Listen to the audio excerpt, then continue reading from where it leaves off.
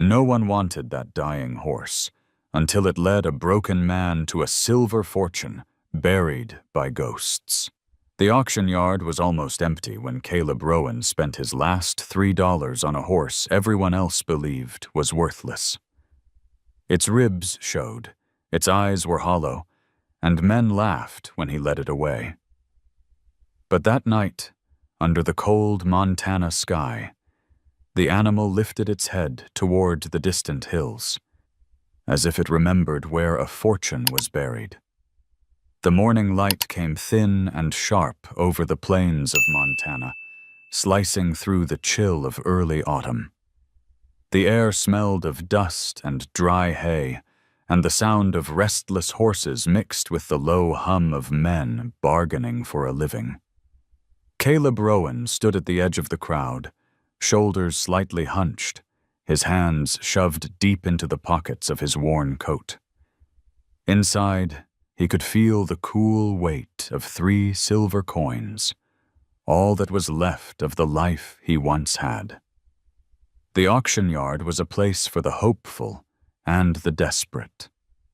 He used to be both. Once, he had a small forge in Red Willow, where he made wagon shoes and horseshoes and sometimes wedding rings for young couples with bright eyes. That was before the fire, before the sparks from his own anvil set the thatched roof ablaze, before smoke took his wife's breath and the heat stole his son's small voice. Since then, every clang of metal reminded him of what he'd lost. He hadn't spoken much since. People said he'd gone half mad, still walking around the burned lot at dusk, as if listening for footsteps that weren't there. Now, with winter coming, and the frost already painting the edges of his boots white each morning, Caleb had come here for one last try, to find a horse strong enough to plow the few acres left behind the ruin he still called home. One after another, the auctioneer shouted out numbers that meant nothing to him. $20, $35, $42, prices that belonged to men who still believed in seasons. The animals were sleek, shining under the sun, their manes brushed and braided. Caleb stood silent, waiting for something he couldn't name. Then the noise around him shifted. Men laughed, the cruel kind of laughter that fills empty bellies. The auctioneer waved a lazy hand toward the far corner of the pen. "Next up, this one's been through hell," he said. "Used hard and left worse. You'd be doing me a favor taking him off my hands." The crowd parted a little, and Caleb saw it, a horse so thin he could count every rib from where he stood. Its coat was gray, dulled by dirt and neglect, its flanks marked by old scars. The animal didn't move, didn't look up. It just stood there, head hanging low, as if waiting for the earth itself to swallow it whole. $5, the auctioneer called. Silence. 4? Still nothing but shifting boots and dry laughter. 3, then. Come on, folks. It's cheaper than feeding a dog. Caleb's hand moved before his mind did. Raised it, voice rough from disuse. 3. The crowd turned. A few snorted. One man muttered, "Fools throwing good money after ghosts." The auctioneer blinked, shrugged, and banged the gavel. "Sold to the gentleman in the torn coat. May the Lord bless his optimism." As the others moved on, Caleb walked toward the pen. The closer he came, the more he noticed the details, the cracked hooves, the torn left ear, the dullness of its eyes. But when he reached for the rope, the horse finally looked up. Just once. And in that single look, Caleb saw something that made him stop breathing. Not fear, not anger, but a kind of quiet knowing. He placed his hand on the horse's neck. The skin was warm, trembling slightly under his touch. "You and me," he whispered. "We're both used up." He named the horse Ashen, because everything worth remembering in his life had turned to ash. They walked out of the yard together, slow and awkward, as if both were learning how to move again. Dust rose around their boots and hooves, catching the sunlight in faint silver glints. As they reached the dirt road that led east toward Red Willow, the wind shifted. It carried the faint scent of rain and iron, the kind of smell that lingered around mines and mountain storms. Caleb tightened his grip on the rope. "Home's that way," he said softly. But Ashen stopped, muscles stiffening, and turned his head toward the far-off ridges of the Silver Crest Hills, gray against the horizon like a sleeping beast. Caleb followed the horse's gaze for a long moment. "Nothing there but ghosts," he muttered, tugging the rope. Ashen didn't move. The two stood locked in silence as the wind swept through the dry grass around them. Then, with a quiet sigh, Caleb gave the rope another pull. "Come on, partner," he said. "Let's start over. Maybe this time the fire won't find us." They began to walk again, one step at a time, leaving behind the laughter of the yard. Neither of them looked back. The wind that carried them home felt colder than it should have for early autumn. Dust rolled in waves across the long road to Red Willow, coating the man and horse alike in a thin film of earth. Caleb walked with his head down, boots scuffing the dirt. Beside him, Ashen moved like a shadow stitched to his side, quiet, reluctant, half there. Every few steps the horse would slow, tug gently at the rope, and turn his blind gaze toward the Silver Crest Hills that loomed in the distance. "Easy now," Caleb murmured. His voice came out hoarse, as if unused to kindness. "There's feed and water waitin' back home."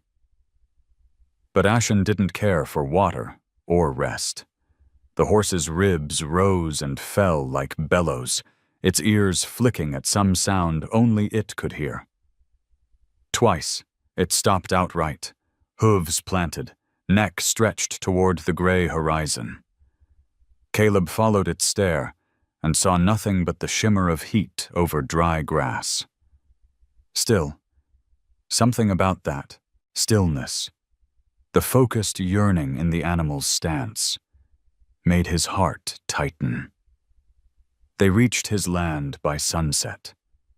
What remained of the forge stood black against the orange sky, a collapsed roof, the twisted mouth of the chimney, a scatter of iron tools half buried in ash.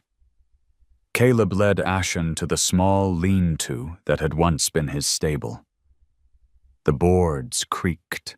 The air inside smelled of smoke and rust, but it was shelter. He poured a bucket of well water into a trough and scattered a few handfuls of grain, the last of what he had. Ashen lowered his head to drink, but only for a moment. Then the horse turned away from the trough and walked to the far wall, facing the hills again. The movement was so deliberate, so strangely human, that Caleb stopped mid-step. He watched until darkness filled the barn. When he finally lit the old lantern, its glow carved the shape of the horse against the boards, a narrow back, a bowed neck, an animal carved out of sorrow and stubbornness. That night, Caleb lay on the floor near the doorway. He could hear Ashen shifting his weight, the occasional soft snort, the scrape of hoof against dirt. The sounds mixed with the whisper of wind through the broken roof. Somewhere between waking and dream, he thought he heard another sound, a faint metallic clink, like a hammer striking stone far away. He sat up, listening. Only silence answered. In the morning, a fog rolled in from the lowlands, ghosting through the burned skeleton of the forge. Caleb worked quietly, patching leaks in the roof, his hands raw from cold nails. Each strike of the hammer echoed in the empty air, a rhythm that reminded him of what used to be, the ring of metal. His wife's laughter drifting from the kitchen window, the scent of baking bread. He paused, letting the memories fade back into the fog. When he turned, Ashen was watching him through a crack in the barn door, one dark eye gleaming in the pale light. "You're a strange one," Caleb said softly. "Can't tell if you're remembering something or warning me about it." Ashen blinked slowly, then shifted his weight. His coat caught the light for the first time, showing faint marks that looked like burns, or maybe brands long since healed over. Caleb stepped closer, brushing the dust aside with careful fingers.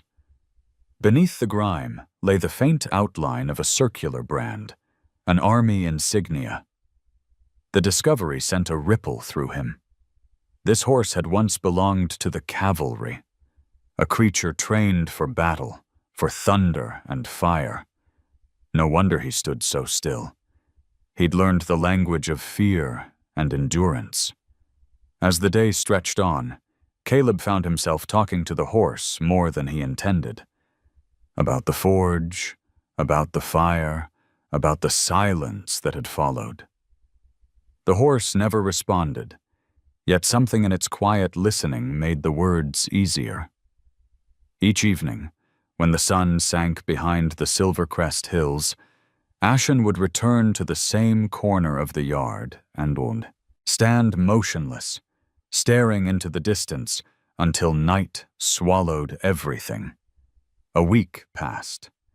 Caleb's supplies thinned, his body ached from labor, and still Ashen refused to eat more than a few mouthfuls of grain.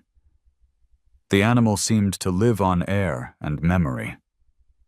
Once, when Caleb reached out to guide him toward the pasture, the horse froze, ears pricked.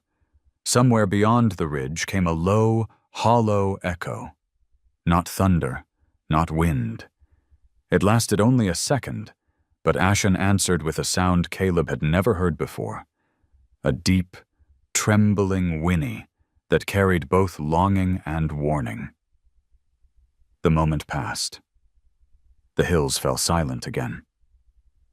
Caleb stood with his hand on the horse's neck, feeling the pulse beneath the skin, slow but steady.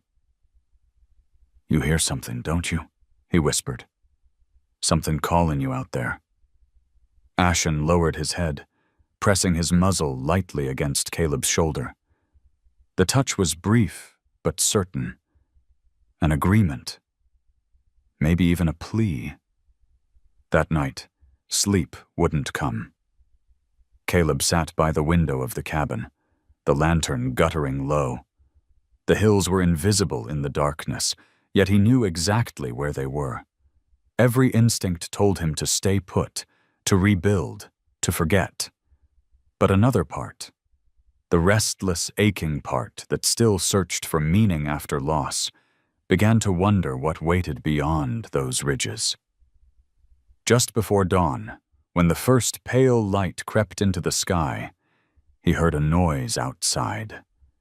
The soft thud of hooves moving away. He stepped out barefoot, breath hanging in the cold air. The barn door swung open. The rope lay slack on the ground. Ashen was gone. Far off, through the mist, Caleb caught a glimpse of movement on the slope. A ghost-gray shape, climbing toward the hills. He stood there, torn between anger and awe, the fog curling around his boots. The first sunbeam broke through the clouds, lighting the ridge in a wash of silver. He exhaled slowly. "All right then," he said into the wind. If you're going somewhere, I guess I'm following." He grabbed his coat and started walking after the fading tracks, the fog swallowing them both. The trail to the Silver Crest Hills was quiet, except for the soft thud of Caleb's boots against the frost-hardened earth.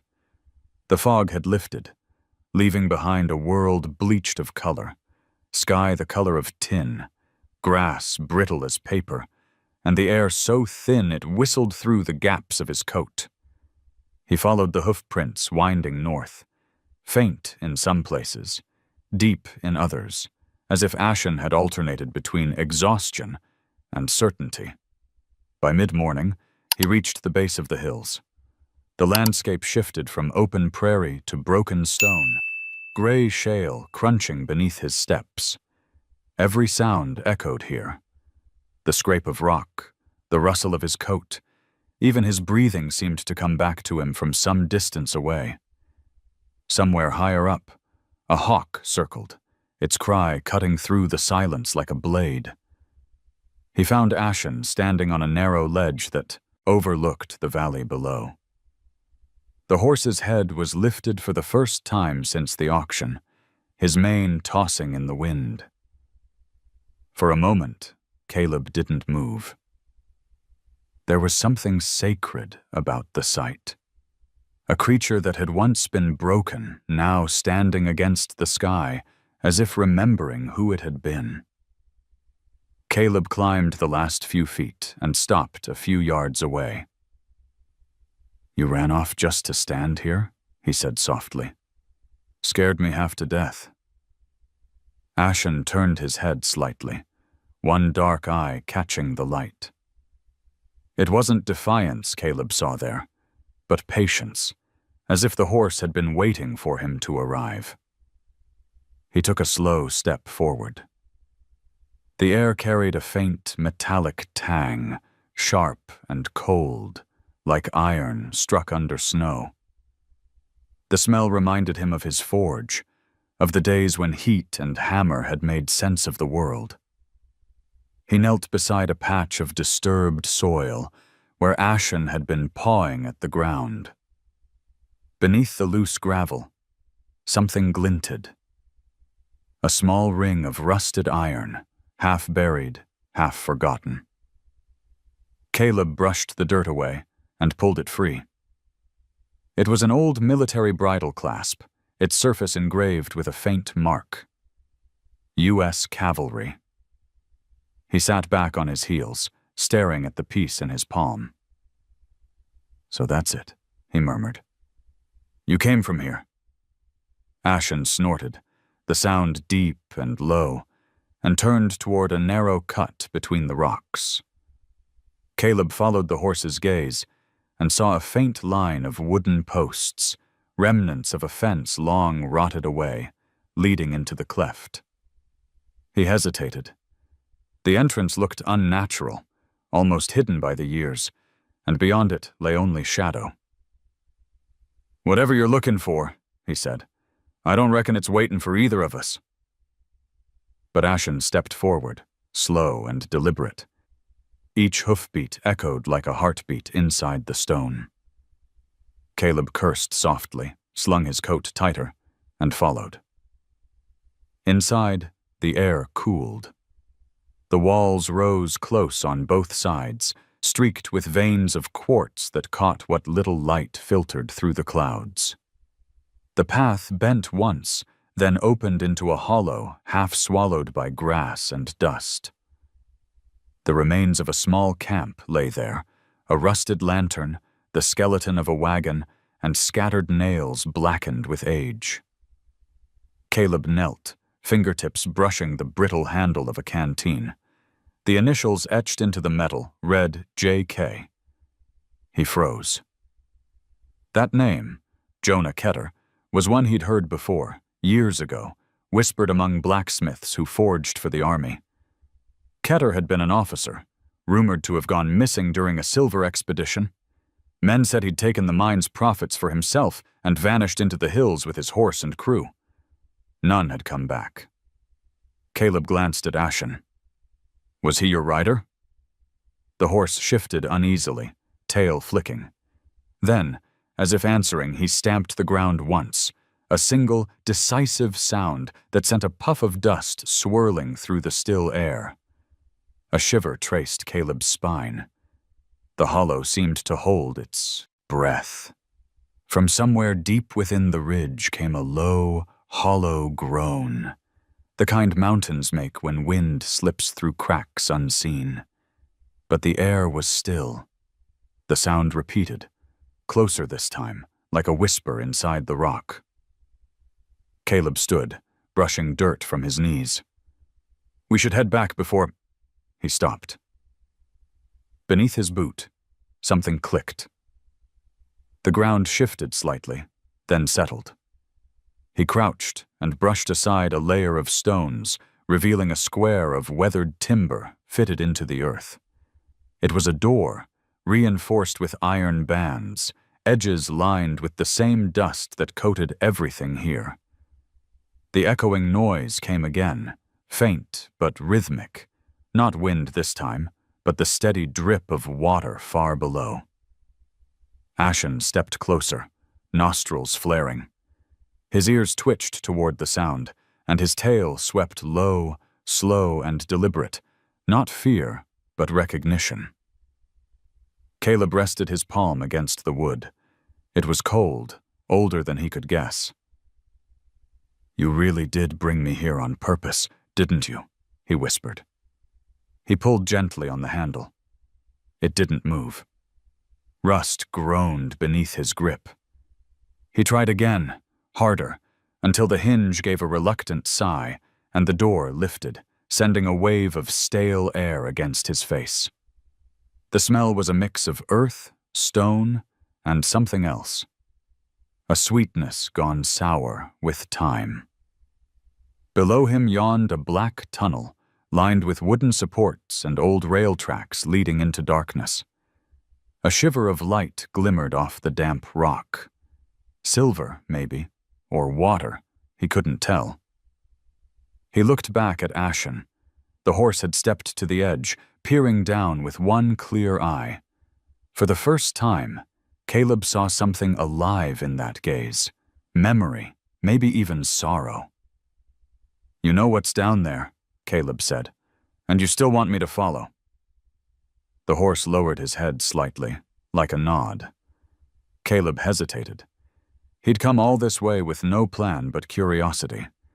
Now he stood on the edge of something that smelled like fate. His whole life had been one long turning away, from the fire, from people, from God. Maybe this was his chance to turn toward something again. "All right," he said quietly. "Lead the way." He stepped onto the first rung of the ladder, its wood damp and soft under his boots. The dark swallowed him as he descended, the faint echo of dripping water marking time like a distant clock. Above, Ashen waited, a silent sentinel against the gray light.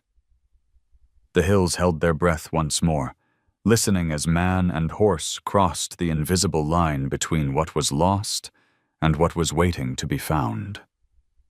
When Caleb climbed back into daylight, the sun had dipped behind the ridges, bleeding the sky into amber and gray.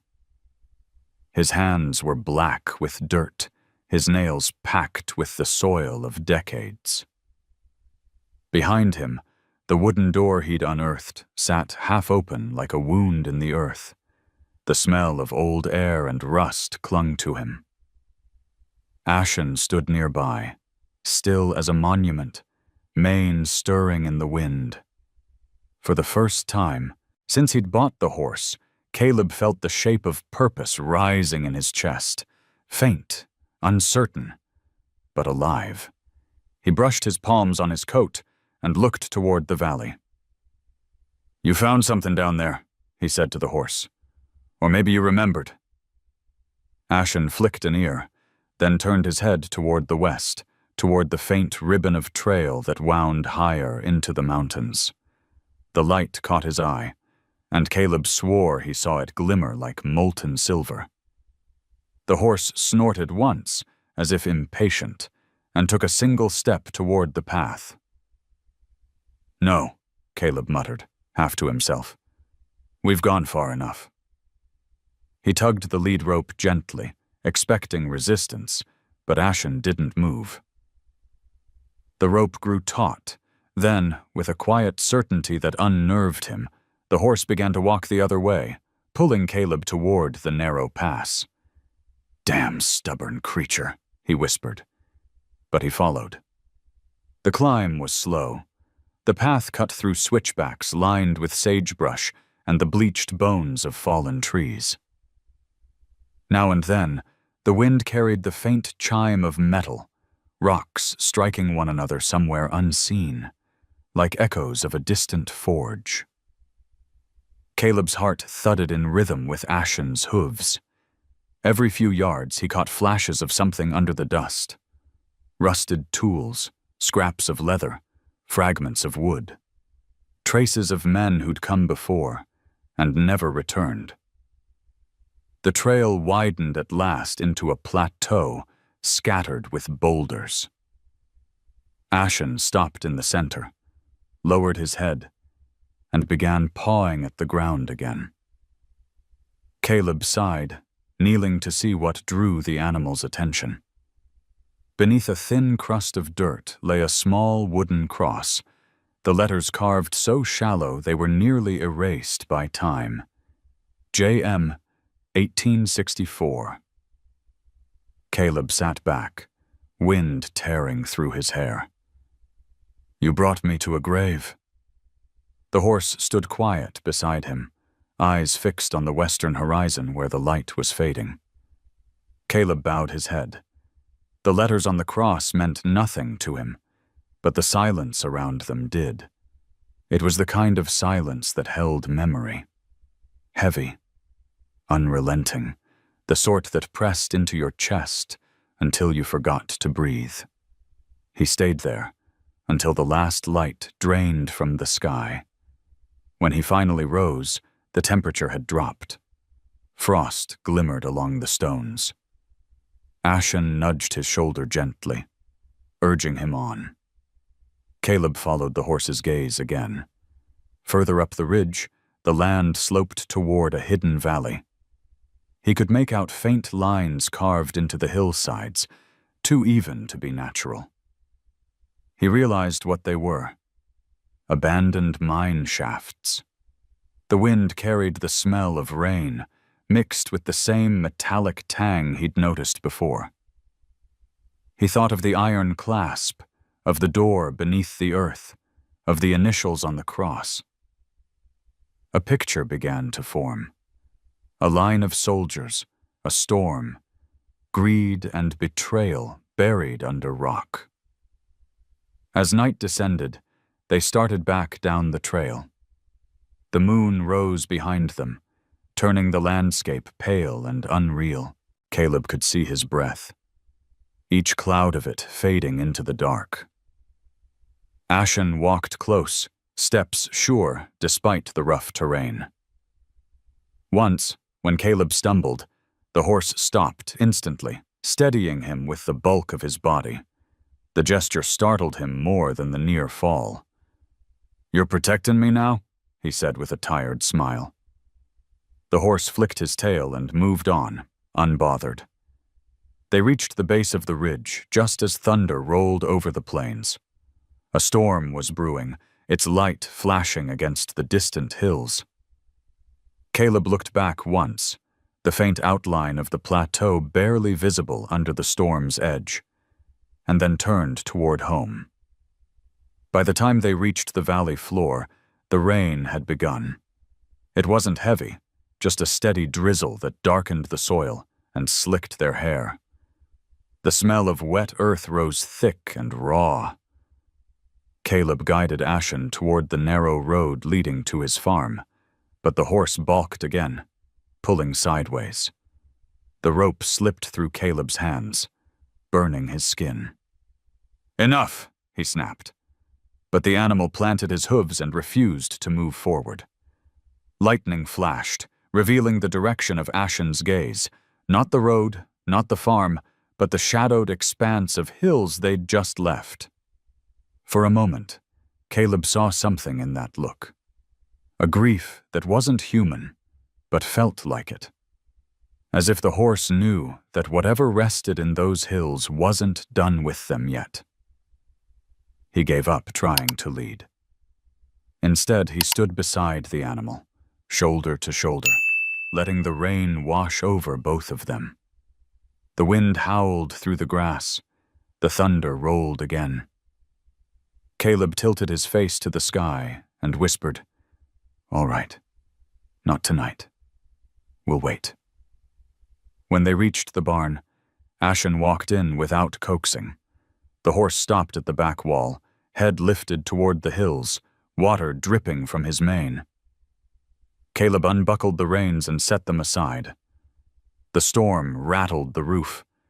Every flash of lightning threw their shadows huge and ghost-like across the walls. "You came back from that place once," he said, leaning on the stall door. "Guess I did too." Ashen breathed softly, then turned his head toward Caleb. For an instant, lightning lit both their faces, man and beast scarred by different fires, bound now by something neither could name. The storm passed slowly, leaving the air heavy and clean. When Caleb finally lay down on the cot near the forge, he couldn't sleep.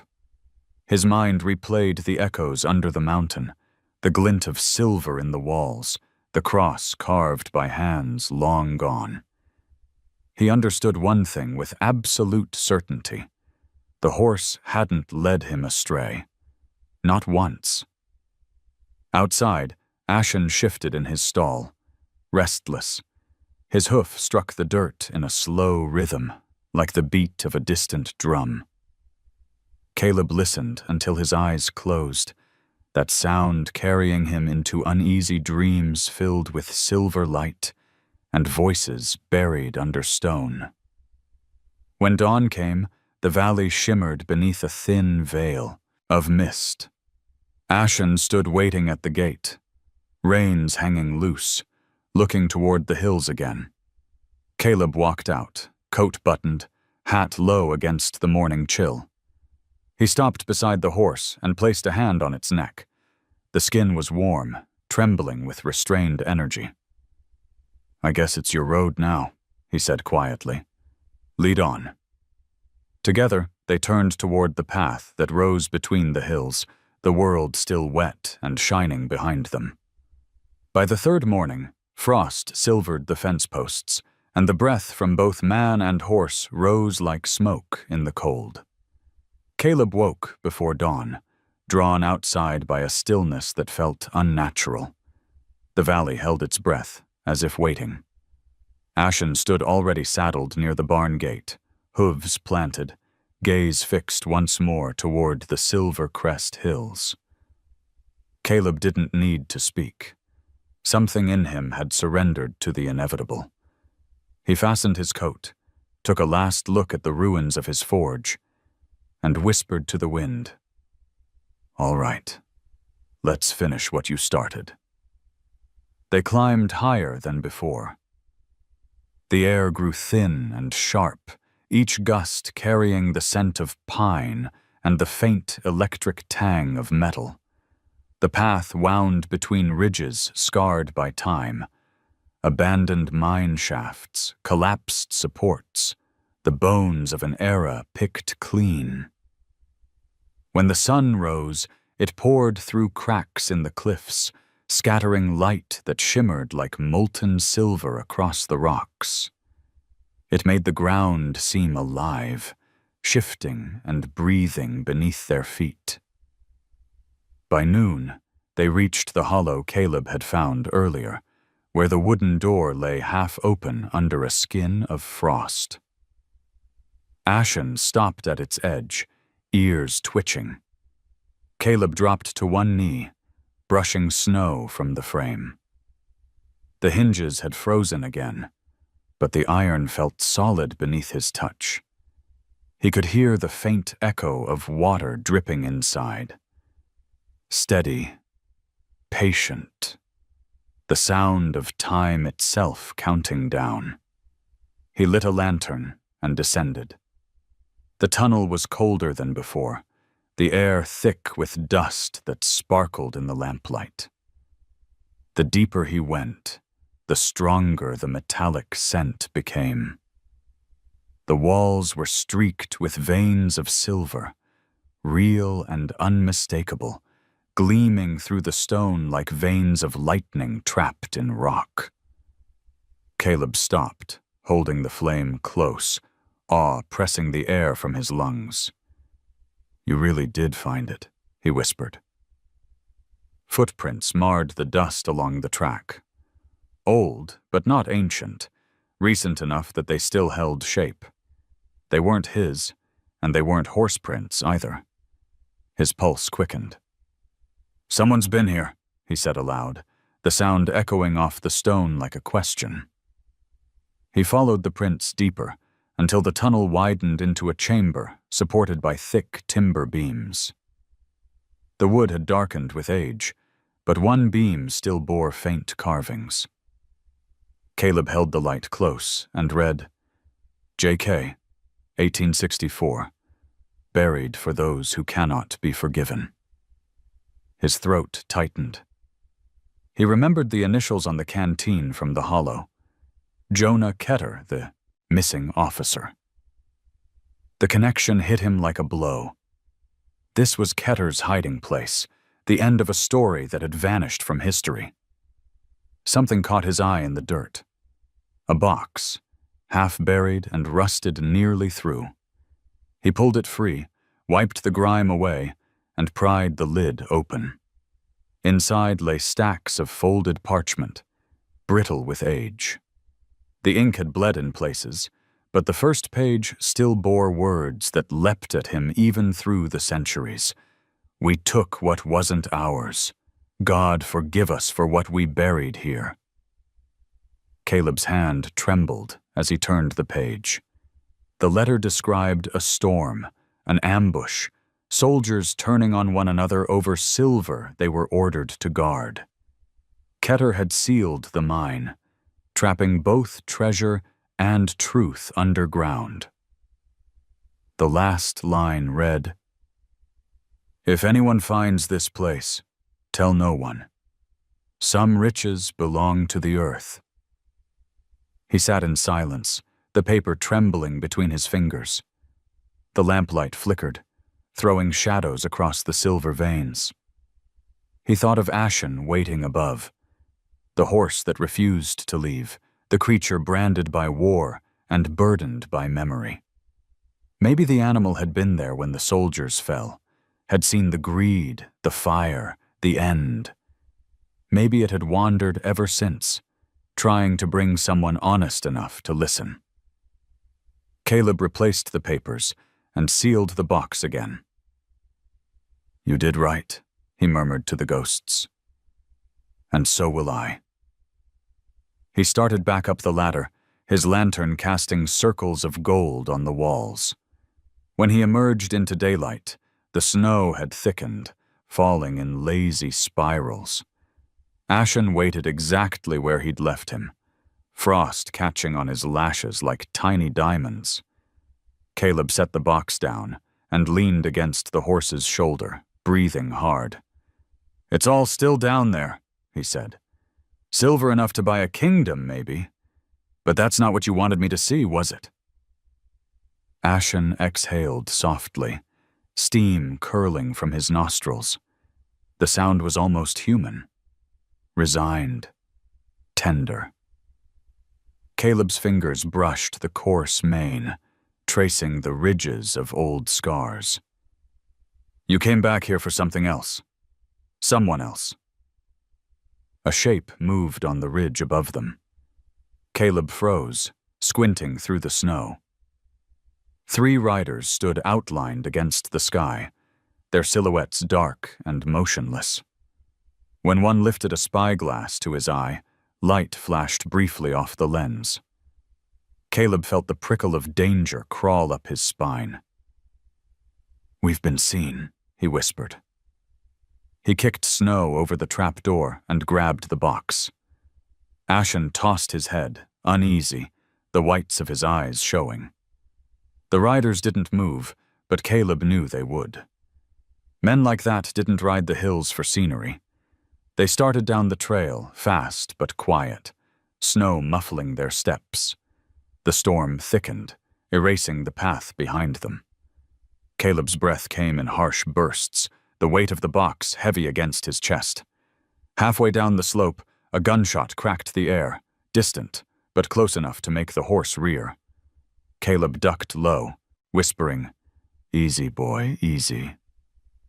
Another shot. A bullet struck rock near his feet, spraying shards. He looked back. The riders were descending, dark shapes weaving through the storm. "Go!" he shouted. Ashen bolted forward, hooves churning snow into clouds.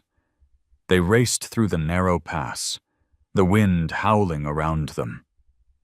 The storm hid them as well as it hindered, blurring distance into gray chaos. Caleb clung to the horse's neck, the box pressed tight against him. Each stride thundered through his bones until finally the slope leveled, and the valley spread before them again, white and endless. They didn't stop until they reached the edge of the farm, where the ruined forge waited like a scar. Caleb slid off, legs shaking. He buried the box beneath the floorboards, covering it with soot and shards of broken iron. When he looked up, Ashen stood in the doorway, sides heaving, steam rising from his coat. The horse's gaze fixed on him, steady, knowing. Caleb managed a thin smile. "Guess the earth remembers, huh? We just stirred up what it meant to keep." Thunder rumbled faintly over the hills. The riders would come again, of that he was sure. But tonight the wind had shifted. It smelled not of fear, but of silver and rain and something like forgiveness. He reached out and touched Ashen's muzzle. "Whatever comes, we'll face it together," he said. Outside, the snow fell heavier, erasing their footprints one by one, as if the land itself wished to hide them. By morning, the storm had passed, leaving a thin crust of ice on the valley grass. The forge sat half buried in frost, its roof sagging like an old man's shoulders.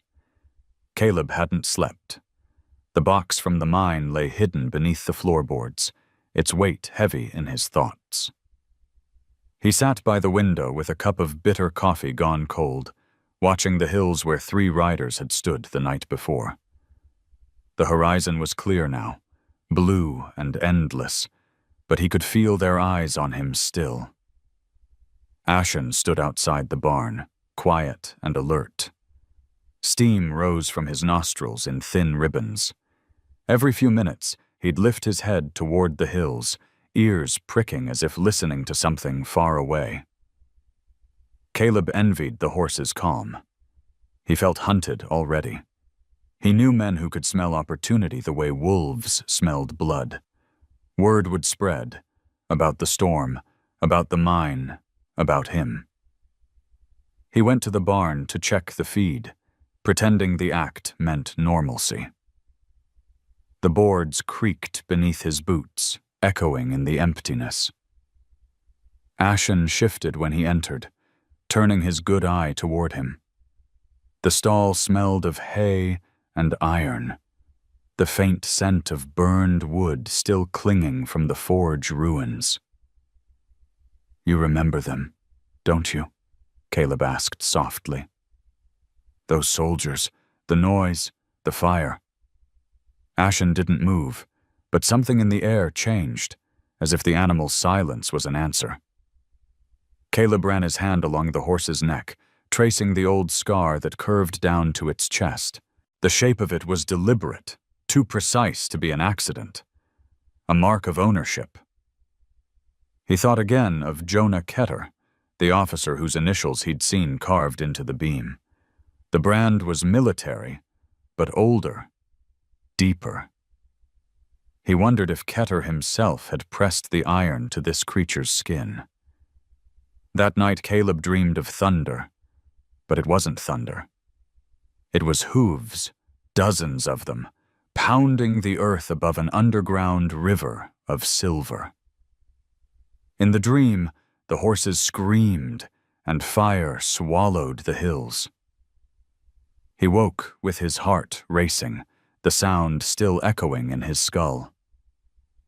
Outside, a figure was standing near the barn. He reached for the rifle leaning by the door and stepped into the cold. The dawn was still gray, the air sharp enough to cut. The man by the barn turned slowly, revealing a face drawn tight from the wind. His hat brim was slick with frost, and his eyes carried the calm of someone used to violence.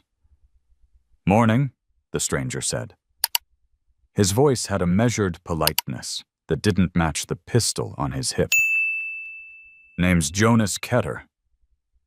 Caleb froze. "That name belongs to a grave up there." Jonas smiled without warmth. "Graves are for men who stay dead." He took a step closer, boots crunching on frost.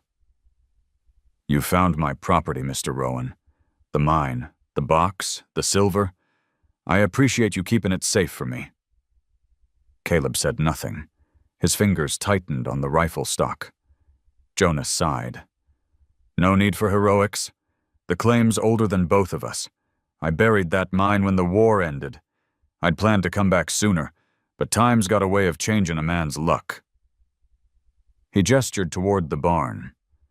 "That horse, Ashen, you call him. He was mine once. Best damn mount in the regiment. Loyal, smarter than half the men. But he ran when the shots started. I thought he died in the fire." Ashen snorted, stepping forward. His muscles tensed, ears flat. The sound that left his throat wasn't fear. It was fury, deep and resonant. Jonas's hand twitched near his gun. "Easy, boy," he said, though his tone held no affection. "We've both seen enough ghosts, haven't we?" Caleb's voice came low. "You branded him. You left him there." "I did what I had to," Jonas replied. "You think the army would have let me walk away with what I found? That silver's worth more than half this county. Men died for it. Men like me." Caleb raised the rifle slightly. "Men like you kill for it." For a long moment, neither moved. The cold tightened the air between them. Then Jonas smiled again, a small, tired smile that looked more like a scar than an expression. "You're not a killer, Rowan. I can see that. But I am, and I'll be back with others." He turned and walked away, his boots leaving shallow prints in the frost. When the wind picked up again, those prints vanished one by one. Caleb stood motionless until the horizon swallowed the man. Only then did he lower the rifle. His breath came, out in a white plume. "So it begins," he whispered. He went back inside and began to move methodically, checking the door locks, patching cracks, sorting ammunition he hadn't touched in years.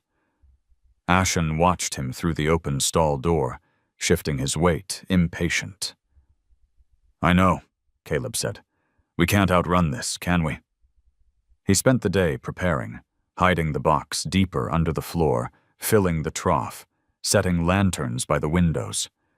When dusk came, a thick fog rolled in, muting every sound. Somewhere in the distance, a gunshot cracked the silence, then another. They were testing the valley's echo, finding range. Ashen began to pace, hooves drumming against the packed earth.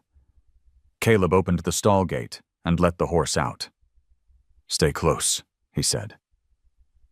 The night fell heavy. The fog turned the world to smoke. Caleb stood in the doorway of the barn, rifle ready, eyes straining against the dark. Then, faintly, he heard it, the same rhythmic pounding from his dream, the sound of hooves. Not Ashen's, but many. Riders. Shapes emerged from the mist. 3, maybe 4, torches flickering like fireflies. Jonas was at the front. "Give me what's mine," his voice called through the fog. "And maybe you keep what's yours." Caleb didn't answer. He backed into the barn, heart thundering. Ashen moved to his side, muscles coiled. The horse's breath steamed like smoke from a furnace. When the first torch came into view, Caleb saw Jonas raise his pistol. Ashen struck first. The horse reared, a sound tearing from his throat that split the fog like thunder. Caleb fired, the shot roaring through the night. The men scattered, shouting. One torch hit the ground, sputtering in the wet grass. Another went out as a rider fell. Caleb ducked behind the barn wall, reloading. Ashen charged again, hooves pounding, driving the remaining men back toward the ridge. In the chaos, Jonas fired once, the muzzle flash flaring like lightning. Caleb heard the bullet whistle past his ear. Then silence, just the hiss of dying torches and the sharp scent of gunpowder. When the fog cleared, the riders were gone. The ground was scarred with hoofprints, the barn door splintered from stray bullets. Ashen stood trembling, chest heaving, a thin line of blood tracing his shoulder. Caleb ran to him, pressing his palm to the wound. "You're all right," he whispered. "You're all right." The horse nickered softly, head lowering until their foreheads nearly touched. Caleb could feel the heat of his breath, the steady rhythm of life beneath battered skin. Outside, the wind changed direction, sweeping the valley clean. The hills stood black against the stars. Silent once more. Caleb looked toward them and felt a chill that had nothing to do with weather. The ghosts were awake now, and none of them were finished. The first smoke appeared at dusk, a thin gray ribbon rising from the far side of the valley. Caleb saw it from the barn door, where he'd been sharpening a hoe blade just to keep his hands busy. The day had been unusually still. No wind, no birds. Even the creek behind the house had fallen silent, as if holding its breath. When that ribbon of smoke began to climb, it looked almost innocent, like someone burning brush after harvest. But then came another column, darker, thicker, and he knew. He dropped the blade and ran toward the house. Inside, the air felt wrong, heavy with the copper scent of fear. Ashen stood tethered by the water trough, head high, ears twitching. The horse made a low, warning sound deep in his chest, one Caleb had never heard before. Not fear, not panic, but fury. The first gunshot cracked across the valley. A window pane burst beside Caleb's head, showering him with splinters. He ducked low, heart pounding. The riders had returned. Jonas was making good on his promise. "Easy, boy," Caleb whispered as he untied Ashen's rope. "We're not dying in this dust." He grabbed the rifle from the wall and checked the chamber. 6 bullets. Not nearly enough. The barn door shuddered under the impact of another shot. Voices followed, rough, confident, closing in. He recognized one. Jonas Ketter, calm even in violence. "Rowan," the man shouted. "You had your chance. Hand it over and you walk away." Caleb didn't answer. He peeked through the gap between boards. 5 men this time. They fanned out across the yard, torches in hand. Their horses stamped restlessly, silhouettes haloed in firelight. Jonas rode in front, face pale beneath his hat brim, eyes shining like coins in the dark. "Burn it if you have to," Jonas said. "The mine dies with him." The torches flew. Flames licked the barn wall, caught the hay, and spread fast. Heat slammed into Caleb's face. He stumbled back, coughing. Ashen reared, striking the air, hooves flashing like sparks. Without thinking, Caleb cut the stall rope and shouted, "Go!" But the horse didn't run. Instead, Ashen bolted toward the open doorway, straight at the men outside. The stall door exploded off its hinges as the animal burst through the fire. Jonas's men yelled, scattering, one of them dropping his torch. Ashen's body gleamed orange in the firelight, a living ember against the smoke. Caleb saw him lash out with his hind legs, heard the sickening crack of bone as one attacker went down. "Shoot it!" someone screamed. A pistol fired, the bullet whistling through the air. Caleb didn't see where it hit, only that Ashen stumbled, caught himself, and kept moving. Then Caleb was running too, through the smoke and cinders, rifle blazing. He dropped one man near the fence, another by the well. His lungs burned, eyes stinging, but he didn't stop until he reached the horse.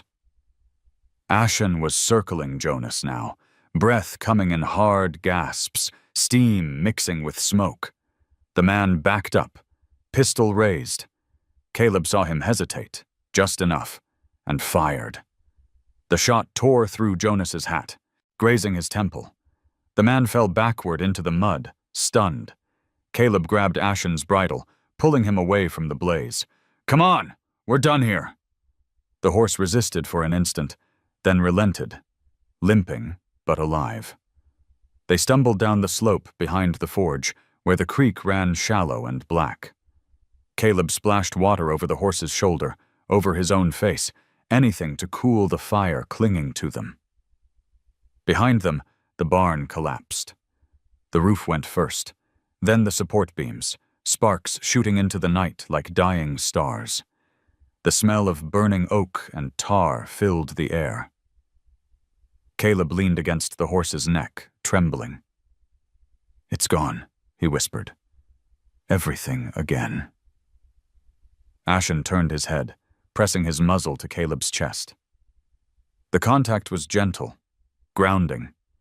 In that small, wordless gesture, the man found enough strength to stand. He looked back toward the ridge. Jonas was gone, disappeared into the smoke or crawled away into the darkness. It didn't matter. He'd be back. They stayed by the creek until the fire died to embers. When dawn came, Red Willow was a scar of ash and silence. The forge, the barn, the last remnants of his old life. All gone. But the mine still waited beneath the hills, and the papers beneath his floor were safe, hidden under the one place no flame could reach. Caleb wrapped Ashen's shoulder with strips torn from his coat. The wound was shallow, but the horse flinched each time the cloth tightened. "You're tougher than me," Caleb said quietly. "Always were." They rested until the sun climbed high enough to melt the frost. When Caleb stood again, the world smelled of smoke and rain, two scents that would forever mean rebirth to him. He looked toward the east, where the courthouse lay beyond the low ridge. If Jonas wanted to bury him in ashes, then the only answer was paper and law. Ashen shifted, sensing his thought. Caleb patted the horse's neck. "Yeah," he said. "We'll claim it. Not for the silver, but for truth." The road to town was long, but the two figures, one limping man, one wounded horse, cut through the valley like survivors walking out of a battlefield. Behind them, the land still smoldered. Ahead, the air shimmered with the faint promise of justice. When they reached the ridge, Caleb turned one last time. The ruins of his home glowed faintly in the sun, black smoke trailing upward like prayer. He tipped his hat. "Guess that's the last fire you'll take from me," he said softly. Ashen whinnied once, a low, broken sound that echoed off the hills. Together, they started down the other side, toward Red Willow's small courthouse and whatever waited beyond it. The morning after the fire, the world seemed too quiet. The air still smelled faintly of smoke, but the valley had settled into that strange stillness that comes after destruction, as if the earth itself was holding its breath. Caleb stood at the edge of what had been his forge, boots sinking in the damp ash. Nothing remained but twisted iron and a few blackened stones. He picked one up, turning it in his hand. The surface was warm, smooth, almost polished, as if the fire had burned away everything that wasn't meant to last. Ashen stood nearby, one shoulder wrapped in cloth, steam rising from his body in the cold light. The horse's eyes were clearer this morning, reflecting the pale gold of dawn. He looked toward the hills again, but this time his stance was different, not yearning, not warning, but something like patience. Waiting. Caleb brushed soot from his coat, straightened, and said, "All right, partner. If they want to steal the ground out from under us, we'll make sure the law knows it's ours first." The road to Red Willow stretched flat and long, lined with brittle weeds that whispered under the wind. Caleb walked beside Ashen, his steps uneven but steady. The horse's limp was faint, more pride than pain. Together they made their slow way toward the town, a pair of silhouettes crossing the wide Montana plain. By midday, they reached the outskirts, a handful of weather-beaten buildings huddled against the horizon, smoke curling from chimneys like thin prayers. The courthouse stood at the center, its white paint peeling, the flag above it faded to a ghost of red and blue. A few townsfolk turned to stare as Caleb approached. His face was blackened, his coat burned at the hem, and beside him walked a scarred horse that looked like it had survived a war. Inside, the courthouse smelled of ink and dust. The clerk, a round man with spectacles perched on the end of his nose, looked up from a ledger. "You look like trouble," he said dryly. "Not trouble," Caleb replied, placing a hand on the counter. "Just a man filing what's his." The clerk squinted. "And what's that?" Caleb set down a folded piece of parchment. "A mining claim, Silvercrest Hills, 40 acres. The clerk blinked, then chuckled. "That place again? Folks have been chasing ghosts up there since before my father was born. You sure you want to waste your last nickel on superstition?" "I'm sure," Caleb said. He reached into his pocket and laid 5 silver coins on the counter. Real silver, polished bright despite the soot on his hands. The clerk stopped laughing. He picked up one of the coins, weighing it between his fingers, testing the edge with a practiced thumb. "Where'd you come by this?" "Found it in the earth," Caleb said simply. The man hesitated, then nodded. "All right, paperwork's $5. Caleb paid, signed his name with a slow, deliberate stroke, and watched as the clerk pressed the official seal into the corner of the document. The sound of the wax stamp echoed softly in the quiet room, a small sound, but one that felt enormous. "Congratulations, Mr. Rowan," the clerk said. "You now own one of the most worthless hills in Montana." Caleb folded the paper carefully and slipped it into his coat pocket. "Worthless to some," he murmured. When he stepped outside, the sun had shifted west, the light turning the street into gold dust. Ashen waited by the hitching post, his mane stirring in the wind.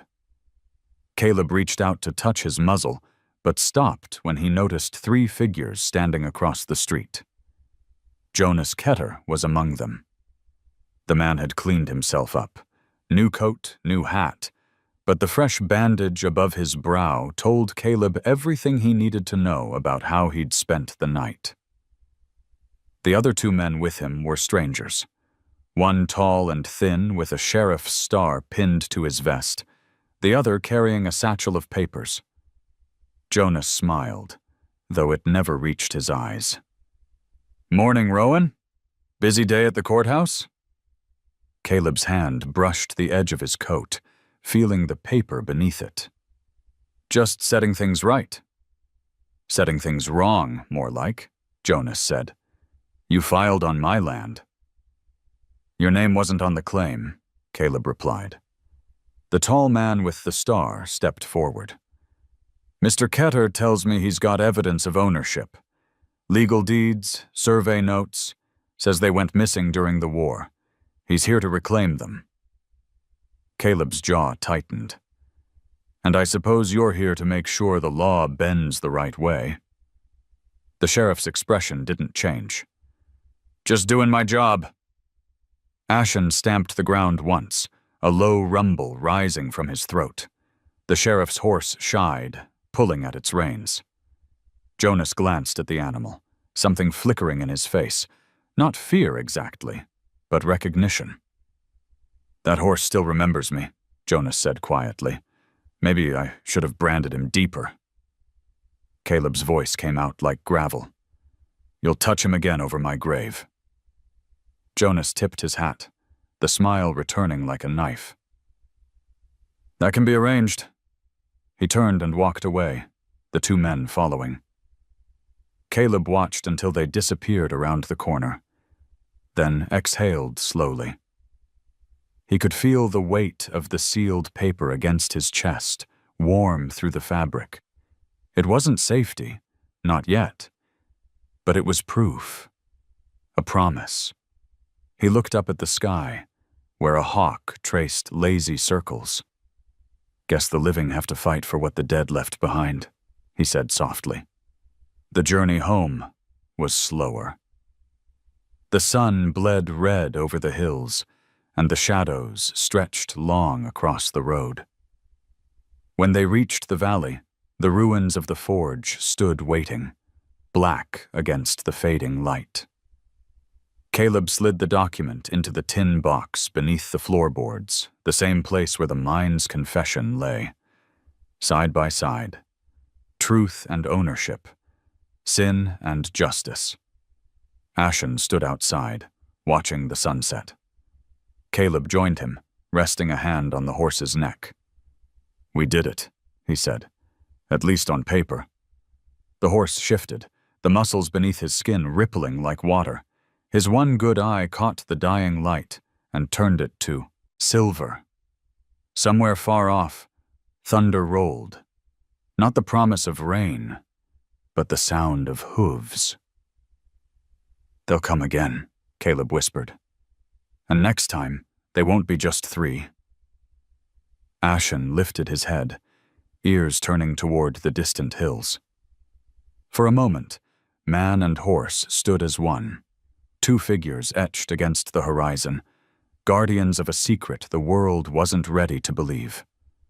Then, as the last light vanished, they turned back toward the valley, where shadows gathered and tomorrow waited like a blade yet to fall. The night before the storm, the valley was too still. Even the crickets had gone silent. The moon hung low and swollen, bleeding a pale light over the land, turning every shadow into a secret. Caleb didn't sleep. He sat by the hearth's cold remains, the mining claim spread open across the table, the edges worn soft from his fingers. That single sheet of paper was proof of everything he and Ashen had survived, and everything that might destroy them still. Ashen shifted outside, his hooves dull against the frozen ground. Through the open window came the faint sound of the horse breathing, steady, patient, like the earth itself refusing to die. It was the only sound Caleb trusted anymore. He looked up when the first gust of wind pushed through the door. It smelled of rain and dust. But beneath that, he caught something else, the faintest trace of smoke. He rose, heart quickening, and stepped outside. To the east, along the ridgeline, a faint flicker of fire blinked and vanished, then blinked again. Signal lamps. Riders. "They're coming, boy," he whispered. Ashen lifted his head, muscles coiling beneath his scarred hide. The horse's ears flicked once, then forward, facing the threat neither of them could yet see. Caleb moved fast, stuffing the claim and Ketter's confession into his coat, tying the corners tight. He loaded the rifle, slung the canteen over his shoulder, and turned to Ashen. "One more run," he said quietly. "After this, we rest." By the time they reached the northern edge of the valley, the wind had risen into a low moan. The land sloped upward into the Silver Crest Hills, where the mine's mouth lay hidden beneath brush and stone. Caleb could see torchlight weaving among the lower trails, Jonas's men sweeping the valley floor. He knew what they wanted: the papers, the silver, the silence of a witness who refused to disappear. Ashen moved with purpose, the limp from his old wound nearly gone. The horse seemed renewed, driven by a strength that came from some place older than flesh or will. Each breath came out in white bursts. Each stride sent echoes tumbling down the canyon walls. They reached the mouth of the hidden trail just as dawn began to bleed into the sky. The air shimmered faintly with frost, and Caleb could taste the metallic tang of cold stone. Behind them came the unmistakable sound of pursuit, the sharp crack of a whip, the drumming of hooves. "Go!" Caleb shouted. Ashen surged forward, hooves striking sparks off rock. The narrow pass twisted like a snake, hemmed in by cliffs on both sides. Caleb crouched low, his hands tight on the reins. The sound of the pursuers grew louder. 5 riders now, maybe 6. Jonas's voice cut through the wind like a blade. "He's mine. Bring me that bastard alive." The trail opened suddenly into the high plateau where Caleb had found the cross weeks before. The small grave stood in the center, half buried in snow. For a moment, it looked as though the earth itself was glowing beneath the rising sun. Ashen slowed, nostrils flaring. Caleb felt the decision in the horse's body before he understood it in his mind. The animal turned sharply away from the open path and began climbing the steep incline toward the highest ridge. Behind them, gunfire exploded, echoing through the canyons. A bullet tore past Caleb's ear. Another struck the ground near Ashen's foreleg, sending shards of rock flying. "Faster!"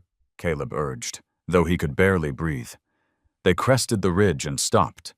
Below, the riders spread out, small figures against the pale valley. Jonas led them, his hat gone, his face hard as iron. The man dismounted, raising his rifle. Caleb looked at the horse beneath him, the scars along its neck, the single good eye gleaming silver in the light. "You don't owe me this," he said. Ashen pawed the ground once, and Caleb realized too late that the horse had already decided. With a sudden cry that echoed like thunder, Ashen reared and charged straight down the slope. The world became motion, snow and stone and light exploding all around them. Bullets whined past, tearing the air. Ashen didn't falter. The horse moved like something born of the storm, every stride defying gravity, every breath pure defiance. Caleb fired twice, dropping 2 riders. The third fired back. The shot struck Ashen high in the shoulder. The horse stumbled, caught itself, and kept going. Jonas turned his rifle toward Caleb, but Ashen veered suddenly, slamming into him with a force that sent both man and beast crashing into the snow. The gun flew from Jonas's hand. Caleb rolled, coughing, reaching for his weapon, but the sound that stopped him wasn't a gunshot. It was Ashen's cry, sharp and raw, the sound of something sacred breaking. The horse had taken the last bullet meant for him. Caleb crawled to where Ashen had fallen. The animal lay on his side, breath shallow, steam curling from his wounds. Blood stained the snow, dark as wine. Caleb dropped to his knees, pressing both hands to the horse's neck. No, stay with me," he whispered. "You carried me this far. Don't leave now." Ashen's eye found him. In that gaze was no fear, no pain, only calm. The horse exhaled one final breath that misted in the cold air, and was gone.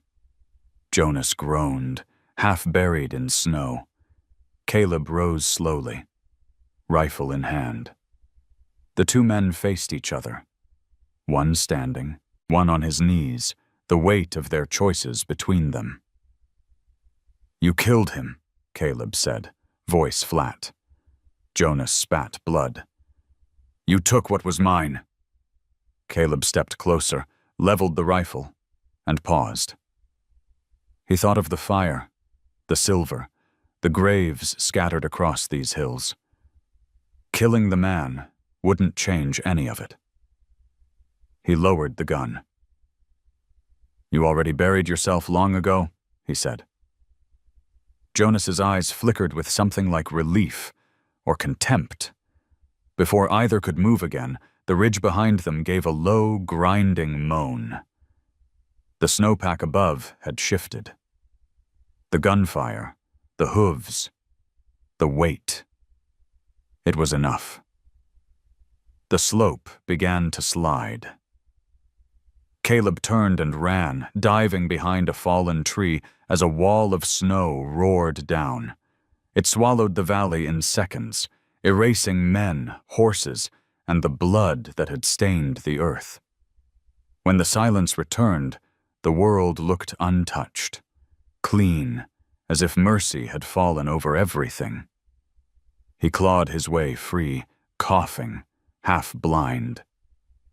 The mine's cross was gone, buried beneath white silence. At the base of the drift, only Ashen's hoofprint remained visible, already filling with snow. Caleb pressed his palm into it, leaving his own mark beside it. "Thank you," he whispered. He stood there for a long time, watching the wind smooth the world back to stillness. Then he turned toward the valley below, where sunlight spilled like molten silver across the land. Ashen had carried him farther than any man ever could, from guilt to grace, from ruin to redemption. And somewhere, in that endless quiet, the sound of a horse's distant gallop faded into the wind. Years slipped by like wind through the wheat fields. The valley healed itself, though it kept its scars beneath the soil. Where the forge once stood, wildflowers grew in the shape of its foundation, blue and gold, bending gently in the Montana breeze. Caleb Rowan lived quietly on that land, older now, slower in movement, but still with that same deliberate grace of a man who had learned to live without hurry. His hair had turned the color of snow, his beard streaked with silver. Time had carved him down to his essence, like the hills stripped bare by rain, leaving behind only what was meant to last. He'd rebuilt, though not the forge. He had no more appetite for fire. Instead, he built fences, tended grass, and gathered the wild horses that wandered the plains. Folks around Red Willow called it the Refuge. The name fit. The animals came starved, limping, blind in one eye or haunted in spirit, and he took them in as if each were an old friend returning home. At dawn and dusk, Caleb could be found by the hill near the creek, sitting beneath a weathered oak. From there, the world spread open. The valley below, the shimmer of morning mist, the faint echo of the Silver Crest Hills in the distance. And halfway up that slope stood a single headstone carved from pale granite, simple words chiseled deep. Ashen. He carried more than a man ever could. Each spring, Caleb polished the stone with the sleeve of his coat. The touch had long since worn smooth the edges of the carving. Sometimes he spoke aloud, sometimes not. There were no prayers, only the rhythm of wind through grass and the quiet clatter of hooves from the pasture below. He remembered every sound of that last ride, every flash of light, every breath. Memory softened with time, but it never dulled. The older he grew, the more he understood what the horse had done, not just saved him, but delivered him to something beyond survival. The mine still lay buried under the hills, sealed by snow and silence. Some said the avalanche had locked away veins of silver rich enough to buy a kingdom. Others said it cursed the land, that the wind still carried the cries of men lost beneath. Caleb never corrected them. He knew what was buried. There wasn't treasure or curse. It was truth. Some things the earth deserved to keep. One autumn afternoon, a rider from the county seat came down the road with a letter in hand. The young man dismounted awkwardly, eyes full of respect for the old ranch and its stories. "Mr. Rowan?" he asked. "It's from the governor's office." Caleb took the envelope, broke the seal, and read slowly. It was an official notice. Recognition of ownership for the Silver Crest claim, its boundaries verified and recorded. A legal stamp of what he had already known in his heart. There was also a note from the clerk in Helena. "Your claim has been the subject of more petitions and legends than any in the state. We thought you should know. It's yours, free and clear." Caleb folded the letter and smiled faintly. "Free and clear," he repeated. Words that once would have meant everything now felt light, almost hollow. He looked toward the hill. "Guess we already knew that, didn't we?" That night the sky opened wide and clear. The stars spilled across it like crushed quartz, bright and sharp enough to hurt the eyes. Caleb sat by the fence, the same rifle across his knees, not for fear, but out of habit. From the barns came the soft sounds of horses shifting, nickering in their sleep. The smell of hay and rain mingled in the cool air.